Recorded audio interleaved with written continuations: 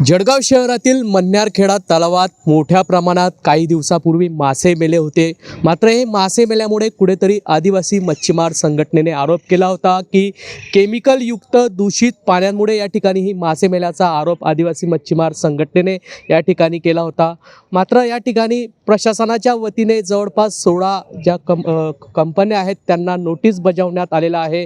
16 कंपन्यांना या ठिकाणी नोटीस बजावण्यात आल्यामुळे कुठेतरी या ठिकाणी जळगाव शहरामध्ये कंपनीधारक या ठिकाणी जमलेले आहे, व्यापारी या ठिकाणी जमलेले आहेत. प्रशासनाने जे नोटिसा या ठिकाणी दिल्या आहे नेमकी काय भूमिका आहे याच संदर्भातली बातचीत करण्यासाठी आपल्यासोबत काही पदाधिकारी आहेत. आपण त्यांच्याकडून जाऊयात. काय सांगणार प्रशासनाने या ठिकाणी नोटीस आपल्याला बजावल्या आहेत? प्रशासनाने मासे मेल्याची कंप्लेंट मासेमार जो त्याचा कॉन्ट्रॅक्ट आहे त्याने प्रशासनाला केली होती की आमचे मासे मेले. त्या अनुषंगाने प्रशासनाने आम्हाला नोटीस दिल्या, 16 उद्योजकांना नोटीस दिलेली आहे. आता सर्वात पहिल्यांदा तर या नोटीसेस चुकीच्या दिल्या. जे उद्योग बंद आहे 3-4 महिन्यापासून त्यांना पण नोटीस दिल्या. जे उद्योग मागच्या वर्षीच विकले गेलेले आहेत त्यांना पण नोटीस दिल्या. म्हणजे कोणताही योग्य न बघता त्यांनी कोणालाही जे नावं आले त्यांना नोटीस दिलेली आहे. राहिला प्रश्न मासे का मेले, तर यांचं म्हणणं आहे की केमिकलच्या पाण्याने मासे मेले. आमच्या या उद्योगामध्ये केमिकल वापरलं जात नाही. आमचं जे प्लॅस्टिक वॉशिंग होतं हे साधं अगदी सिम्पल प्रोसेस आहे. पाणी आणि प्लॅस्टिक हे आम्ही एकत्र करून तिथे वॉश करतो.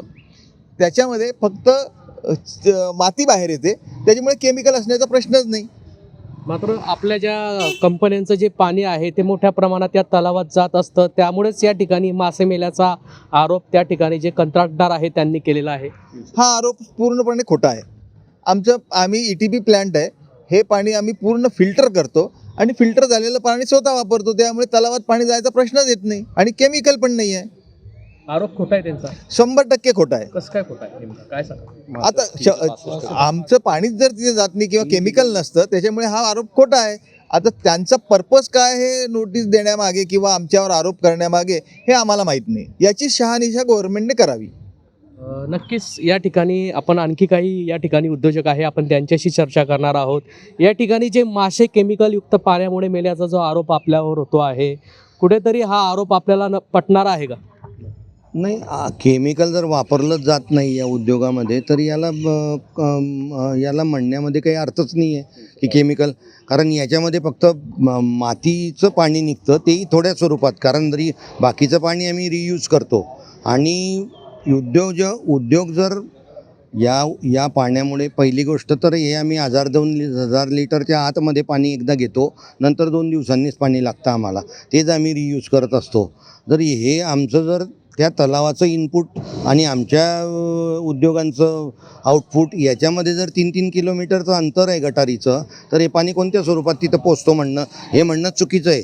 दुसरी गोष्ट, आमचे उद्योग तर 365 दिवस चालतात, तर मग हा एकाच वेळेला मासे कसे मरतात? आणि राहिला भाग त्याचं नुकसानाचं भरपाई मागण्याचा विषय, तर नुकसान तर आमचं झालं मागच्या वर्षी की 2-2 महिने आमचे प्लांट बंद राहिले. मागच्या वर्षी आम्ही सर्व परिपूर्णता केली. ज्यांच्याकडे काही ETP प्लांटमध्ये काही बाधा होत्या, काही होत्या, त्या त्यांनी क्लिअर करून गव्हर्मेंटकडनं ते सर्टिफिकेशन करून घेतलं. गव्हर्मेंटनी ते बघून ETP प्लांट बघायला आलेत. त्यांनी आमचे वॉटर टेस्ट रिपोर्ट घेतलेत आणि त्यांनी ऑनलाईन आम्ही त्याचे फोटोजसुद्धा सबमिट केलेले आहेत आणि त्यानुसार आम्हाला सर्टिफिकेशन मिळालेलं आहे. मिळाल्यानंतरसुद्धा आम्हाला आरोप केला जातो. दुसरी गोष्ट, या 16 लोकांमध्ये 3 उद्योजक विकून निघून गेले. लघु उद्योजक 3 उद्योजक असे आहेत की त्यांचं पाण्याचं स्रोतच त्या बाजूला नाही आहे, त्या तलावाकडे. त्यांच्या विरुद्ध दिशेला पाणी वाहतं. 3 लोक असे आहेत की आमचं 3-4 लोकांचं ॲक्च्युअली काय आहे, प्लॅस्टिक उद्योग हा परदेशी चलनावर पण अवलंबून आहे. वारमुळे, युद्ध झाल्यामुळे आमच्याकडे रॉ मटेरियलचं शॉर्टेज आलं. त्यानंतर आमच्या ऑर्डरही कॅन्सल झाल्या एक्सपोर्ट इम्पोर्टच्या. त्यामुळे आम्हाला कामधंदाच नव्हता. 2-2, 3-3 महिने प्लांट बंद होते. बंद प्लांटला सुद्धा यांनी नोटीस दिलेली आहे. त्याचं प्रत्युत्तर आम्ही शासनाकडे देणार आहोत. कारण आमच्याकडे त्याचं वॉटर मीटर आहे. वॉटर मीटरचं रीडिंग आम्हाला बिल आलेलं आहे. इलेक्ट्रिसिटीचं मीटर आहे, त्याचं बिल आम्हाला आलेलं आहे. जर आमचा उद्योगच चालू नाही तर कोणत्या अनुषंगाने यांनी आमच्यावर आरोप केलेत? मेले की मारले मासे? मेले की मारले आता प्रश्न आम्हाला स्वतः आहे. तुम्ही आम्हाला विचारता, आम्ही तुमच्या मार्फत सांगू इच्छितो जनतेला, शासनाला की याची निष्पक्षपणे चौकशी व्हावी. कंत्राटदाराचा नेमका आपल्यावर आरोप करण्यामागचा उद्देश काय काय कल्पनाच नाही आम्हाला त्याच्या बाबतीत, काही कल्पना नाही. कारण याने विकले गेलेल्या उद्योगांना पण नोटीस दिल्या, कोणत्या अनुषंगाने, कुठली शहानिशा आहे, कुठला प्रकार आहे हा? जळगाव शहरामध्ये उद्योगांच्या बाबतीत उदासीनता आहे. आता आपली काय भूमिका आहे, नेमकी काय मागणी शासनाला? आमची शासनाकडे एक मागणी आहे की आम्हाला निष्पक्षपणे याची चौकशी करून न्याय मिळावा.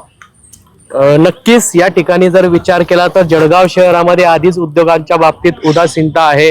मात्र कुठेतरी या ठिकाणी जे आम्हाला नोटीस बजावण्यात आलेली आहे ते कुठेतरी न पटणारी आहे. ज्या प्रकारे विचार केला तर 365 दिवस आपण या ठिकाणी उद्योग या ठिकाणी करत असतो, मात्र ब्लॅकमेलिंग केल्यासारखा प्रकार कंत्राटदाराने केला असल्याचा आरोप या ठिकाणी व्यापाऱ्यांनी उद्योगांनी केलेला आहे. मात्र प्रशासन आता नेमकी काय भूमिका घेतं हे पाहणं महत्वाचं ठरणार आहे.